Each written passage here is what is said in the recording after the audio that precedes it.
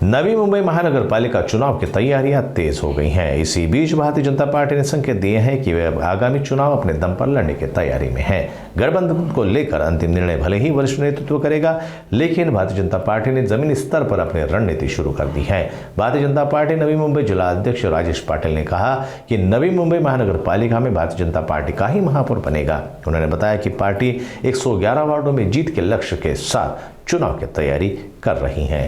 नवी मुंबई महानगरपालिकेची निवडणुकीची तयारी पूर्णपणे भारतीय जनता पार्टीने केलेली आहे। आम्ही चांगल्या कामाला लागलेलो आहोत।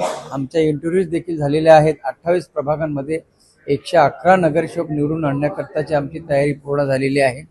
आमचे कार्यकर्ते कामाला लागलेले आहेत। राहिला युतीचा प्रश्न, महायुती राज्यात आहे। आम्हाला जो निरोप, जो मेसेज, जो संदेश आपल्या वरिष्ठांकडून येईल त्या निर्णयासोबत आम्ही राहू। परंतु भारतीय जनता पार्टी म्हणून आमची ह्या जिल्ह्याची जबाबदारी आहे। ती जबाबदारी आम्ही पूर्ण करण्याच्या दृष्टिकोनातून आमच्या सगळ्या निवडणुकीच्या प्रक्रिया आपण पूर्ण करतोय।